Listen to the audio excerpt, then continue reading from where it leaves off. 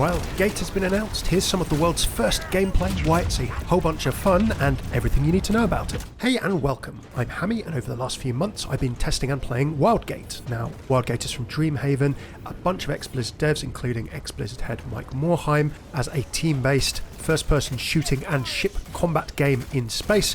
Naturally, it immediately grabbed my attention. So, timecodes are in the description if you want to skip around and look at gameplay. I'm going to explain everything about Wildgate, how a game plays, what kind of game it is, and also what I enjoyed about it, and maybe the challenges and questions I have for it in the future. Now, to be super clear, disclosure up front, I had a great time with this.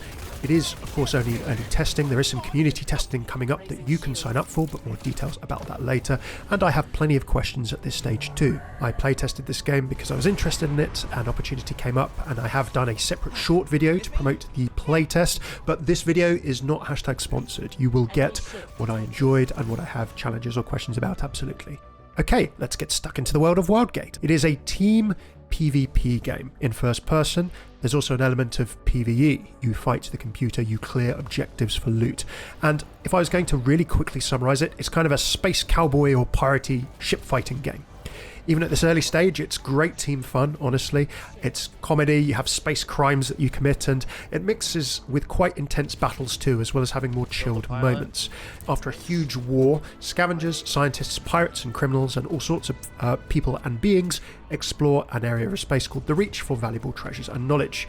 You are one of these intrepid adventurers known as a prospector, and your task, along with 3 crewmates on a 4-crew ship, is to go into the Reach, either rescue a valuable artifact or destroy everything in your path and return to tell the tale. Vibe-wise, to me it feels a hint of Saturday morning cartoons, a bit of Firefly, Guardians of the Galaxy, Cowboy Bebop, and if you're looking for comparative games, I would not call Wildgate any single one of these, but it certainly has elements of gameplay that you'd recognise from Sea of Thieves, the ship-to-ship battles, Void Crew if you've enjoyed that, the PvE in space, going to explore and fight the computer, and being on a run, and then maybe even Risk of Rain for that exploring areas and looting and completing objectives type gameplay too.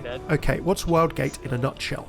You choose your prospector, you grab a spaceship and your team of up to 4 people. You then go out into the Reach, which is a dangerous area of space and a map where no 2 games are quite the same because the points of interest change and are generated randomly in terms of their distribution. You then scout initially, you fight enemies on the different points of interest, on the different little encounters, you find loot and upgrade your ship, and then your goal is one of 2 things. Now there is an object called the artifact on the map. You either need to find that, grab it, and get out through the exit, which is known as the Wildgate, usefully, to win, or you have to destroy every other ship in your way and be the last ship standing.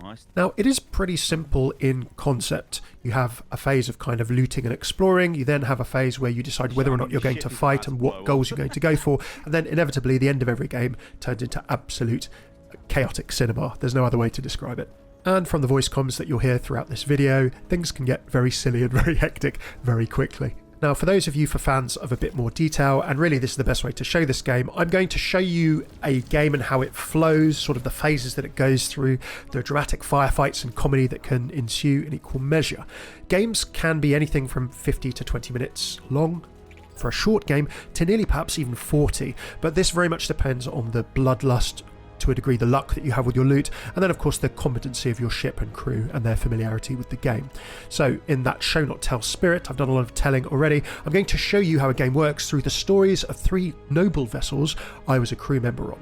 There is the plucky, chaotic mob of the good ship Bomb. It was really a tale, this game, of life on the run, fighting for our lives, absolutely all game, being behind and doing our best. There was then the heroic crew of the Cute Puppies. This was actually the last game I played before the preview servers that we were playing on went down late at night. This was a real intrepid adventure of doing everything right, but cruelly falling short at the last minute to some dastardly developers. And then, last but not least, there were the cunning veterans of the good ship Hit or Miss. We made our own luck, we boxed very, very clever, we played very smart, and we won through and won that game.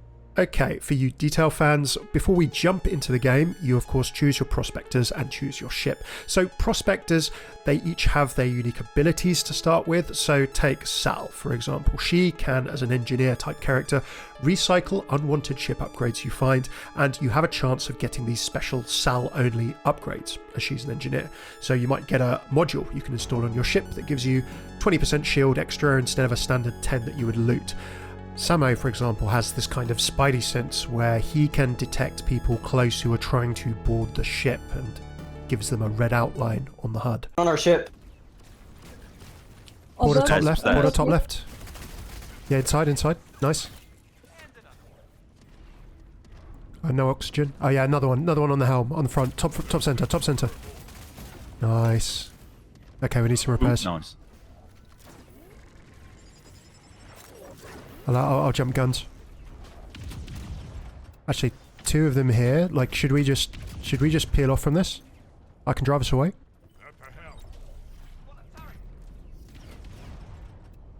Yeah, I think that's wise, probably. So you do have these traits that kind of give certain Prospectors an advantage, say in perhaps boarding enemy ships or defending their own ship or maintaining their own ship and similar. Outside of the Prospector that you pick, you can customize your loadout with different weapons and items. You can take, again, defensive items. There are items in here as well, just to emphasize, that help those who aren't used to first-person shooting. So there are things like the TF2 or Mercy if you're an Overwatch fan, Medic Beam. There is a Titanfall style auto-lock pistol and other items to help those get into FPSs who aren't familiar with them before. So after you've roughly decided what kind of playstyle you're going to adopt on your ship, there is of course the question of the ship. Now these unlocked in the test that we played with gameplay. Don't know how that's going to happen in future, but of course different ships have different arrays of hardpoints, they have guns in different locations, they have different layouts. So again, different ways to play there. Now it's worth saying at this point that you can install things on your ship, but most of the things that you install on your ship can also be stolen by enemy players if they board you. Ships also need fuel that you can pick up out in the reach, kind of asteroids, and also a resource called ice that helps you heal your ship by cooling the reactor at various points. So with mention of those resources, we go into the early game, and it's really an early game of scouting, looting, shooting, and then maybe some spaceship or ship-to-ship combat, but only if you're very aggressive or your enemy teams on the map are very aggressive too. Someone pilots the ship, of course, think Sea of Thieves in that regard, or indeed Void Crew. You have a booster that you can fire, you can drop your shields to increase your movement, but of course you're vulnerable, and it's worth saying that enemy players can, if they invade your ship, use your helm. Killing a pilot in a ship when you've invaded and dropping their shields is a fairly common boarding tactic, as well as hitting the brakes to make sure that the ship is very vulnerable. Get him! Get him! Get him! And killed them all. Yeah, I got one too. I'm trying to overload the thing again. Yeah, I'll try on us away. I think that's the only way we're going to live. Other people on your team, or you can leap on probes, and you have probe stations on your ship. Now you fly these probes until they run out of fuel. You can scan items, you can scout. When you scan different points of interest, different landmarks, they're added to the map, and you can find resources and similar this way to create a little map and understand what your crew's plan is going to be. Now, of course, you pick a POI, you generally start near an easy point of interest, you can go as a team, and of course you then fight enemies, you complete little puzzles and small challenges, and then you harvest and loot your rewards. Now, the PvE, the fights here, I would say, if you're familiar with playing shooter games of any kind, it's at most a mild challenge if you're dealing with them as a team, but it's not meant to be a hard PvE encounter, or none of these are meant to be, I think, at the moment anyway. They're a fun way to get loot. They are enough challenge that if you're ambushed by another player crew while you're fighting in one of these points of interest, you do need to think about the mobs and fighting as a team. You can't just ignore them. The mobs do hurt quite a bit, and you do have a finite amount of health. Sometimes you have a finite amount of oxygen and other resources. Once you've grabbed your loot, you can teleport back to your ship on a short cooldown with a short time cast ability. So no getting lost in space too much. If you need to loot or if you're about to die on an enemy ship, you can get back. A nice quality of life decision there. Now, aside ammo for the guns, shields, and all kinds of useful utility pieces, including grappling hooks, there is a lot of cool loot in this game. even in this early stage. You can have short-range, high-damage laser rams, encouraging you to crash into or get very close to enemy ships, quad cannons, electric fields that will prevent people getting onto your ship for a time, even two-shot lootable special weapons that you can fire with your character, minefields, golden rare items, and many, many more. So depending on what prospector you've picked, maybe what kit you've gone for, what ship you're flying with your crewmates, and then what loot you get in a run, there's certainly a lot of different ways to play. It's not all about planking away with big guns from a long distance. Gonna go try and board the Fry. Did it get away? Oh no, this... Yeah, this Bokonon's going down. Look at those laser rams. Ow. Whoosh. Oh, big ram. Yeah, we need to get away from this Fry. This is dangerous. Okay, from the early game to the mid game. Now, generally speaking, it gets pretty simple from here on out. It's finding higher level loot if you can or have time, maybe some initial fights against other crews, and then working out what's going on with the artifact. Now, the artifact, as we previously mentioned, of course, spawns at a point of interest on the map. It needs to be found by a crew, and then when it is found and picked up, then it is marked on the map and the location is immediately marked. So the Wildgate, which you'd have to get the artifact out through, is a separate point of interest somewhere else on the map. It takes some time to be open, so if an artifact is found early in the game, a crew cannot leave straight away. And then here, if this happens, you need to know where the ship is with it, or you need to know where the Wildgate is so you can try and intercept the ship before they break free and win the game. And at this point, we should talk about ship-to-ship combat. Now, you can loot other ships if you destroy them. You certainly fight other ships, and any Battle Royale game players will be familiar with this kind of stuff, as well as if you played other ship fighting games. So, do you take someone on 1v1? Do you third party, let two ships maybe fight it out and then swoop in to try and finish the winner? Or do you, at some point, actually run away if you see a much stronger opponent with better weapons, better shields than you? Maybe you need more loot, and maybe it's best to try and disengage and fight another day instead. Back to the story of our intrepid adventurers. This is where the journey of the good ship Bomb ended. Outgunned, on the run for long periods of time, trying to jump in. Ultimately, the Fry was just too strong. Yeah. Ow. Yeah, I'm going to try and get a spot. Oh, no, don't crash, don't crash, don't crash. Oh, oh, oh. Can we cool the reactor? Engine compromised. Oh shit, wait. Do we need to go back? Ow. Oh, no. Please. 9 health, 8, 6. Oh. Oh, rip us.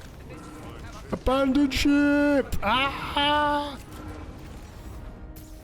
Rip.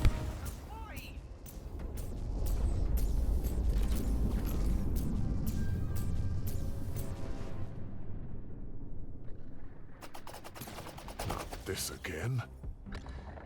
You have an Omni tool, a one tool fits all click to repair different things on your ship that get broken.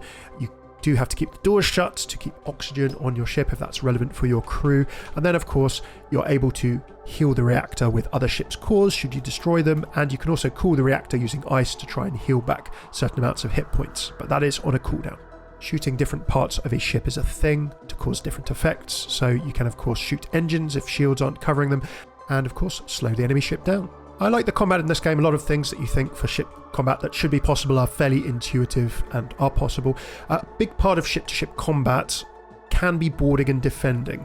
Now, some prospectors are far more suited to doing these roles, like Moffs, for example. He goes invisible in ships after a short duration, and he flies faster in space. There is Venture, a robot schoolteacher who kind of sounds like a streamer because he's streaming what he feels are his adventures back home.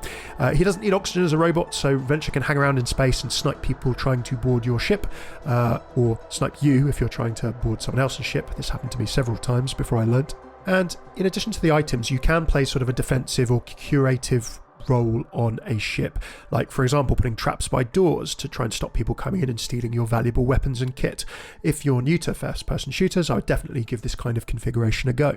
Let's check in with the noble crews that I mentioned earlier. Here's me playing as Sal, repairing on one of the ships while we accidentally crashed into a POY and went vertical while being boarded. Okay, I'm spawning. Gonna repair. Oh, why is everything tipping? Ah, I'm drunk. Oh, they're still on the right side? Oh, okay, where? Oh, right side. Oh, he's Moffs, that's why he's invisible.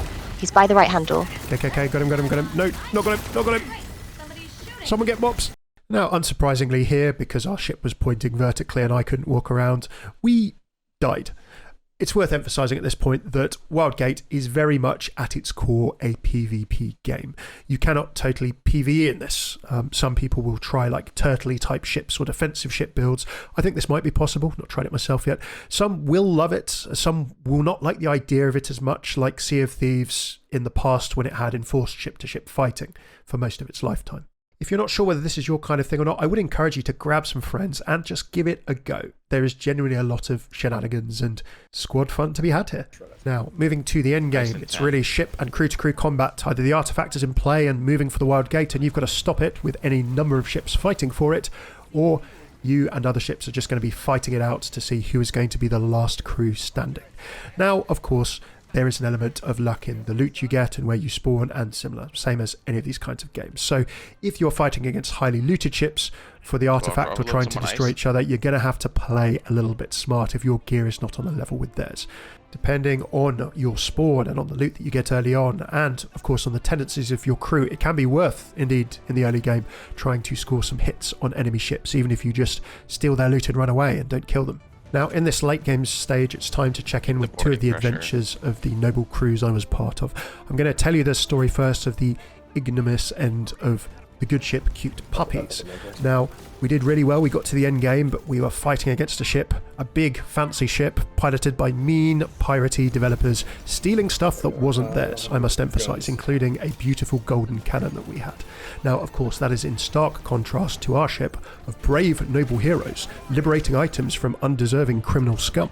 After a long, furious and frantic final combat where much boarding was going on both ways, we managed to invade and shut down their reactor several times. Sadly, the fact that they stole our golden gun meant that they eventually ground us down and we came second. Now, the ironic and funny thing here was the name of the other ship was First Degree Ham Theft, and they literally committed first degree theft against our ship with me, Hammeh, on. And jumping forward to the positive, happy ending to one of the tales, the good ship hit or miss. We were all playing as Venture, and indeed we had an absolutely murderous Venture on our team who was pretty much a one-man robot boarding party army.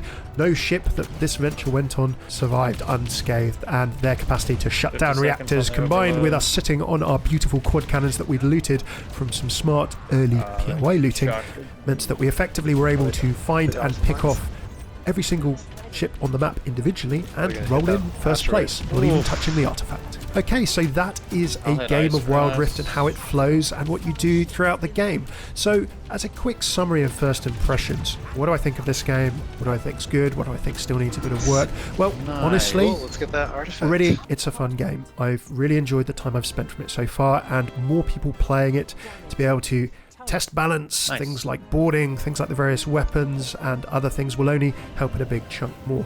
It's a lot of fun already, and there's fun here with your friends, whether you're a bit more try-hard or a bit more casual.